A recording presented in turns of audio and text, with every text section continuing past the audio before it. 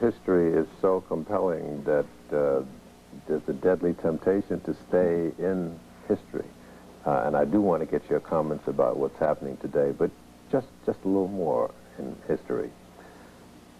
What really transformed you into the person who grabbed national headlines, and with some of the clips that we heard, that we ran at the beginning of the program, what moved you to that position?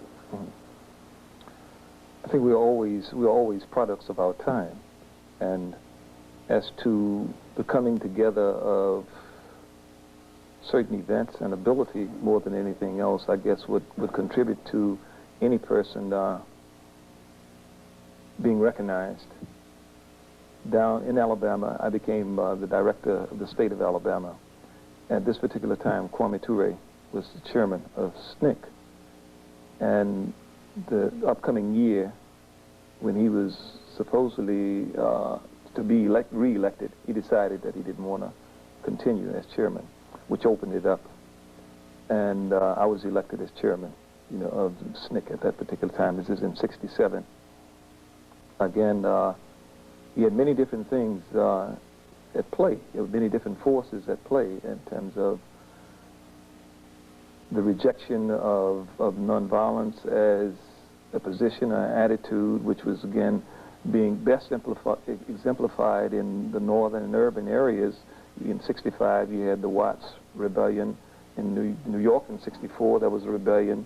So that whole attitude of, defending oneself was prevalent in the movement at that time. So again, it's contributed toward my understanding and development as much as anything else. You never espoused violence per se, but only as a tactic toward self-defense. It is a tactic. It is a tactic, but see, violence that's the American way of life. This is what we learned before anything else, that it's the American way of life. Much like if there's a prologue that comes on before Superman, in which it says, Superman, he fights for truth, justice, and the American way. Not truth, justice in the American way, or truth, justice, the inference being the American way. American way is something totally different from that. So again, the American way has always been violent, has always, been predicated upon being violent. So it was a part of that which we understood and we knew. Was all of that struggle, all of that pain that you went through, when you look at today, was it worth it? Well, I think our analysis of struggle has to be of such that it's an ongoing process. See, if our analysis of struggle is that it began in the 50s, we could reason that it ended in the 60s, which is not the case.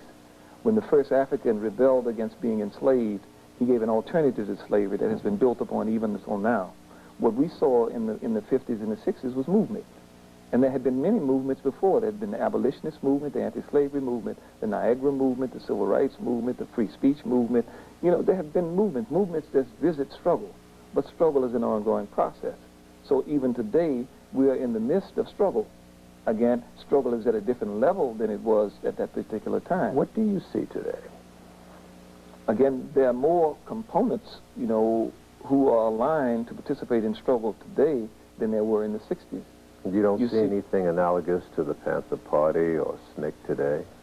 Well, those organizations serve their purpose, but there are organizations that will come into being who will be activists, and the activism will be similar and more intense in many instances, because we have to understand that SNCC evolved into a point, and then the Panthers became a reality. But the Panthers was not the final organization. After the Panthers, there was the BLA. So again, that whole sense of involvement, and what happened in terms of the BLA is that the population, the base, there was no real base to sustain military action. But what do we see happening today?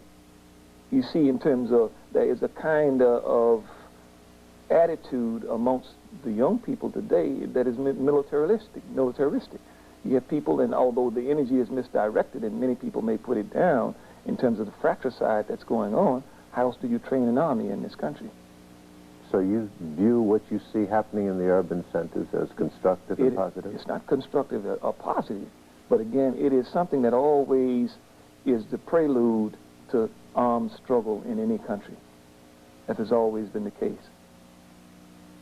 One more break.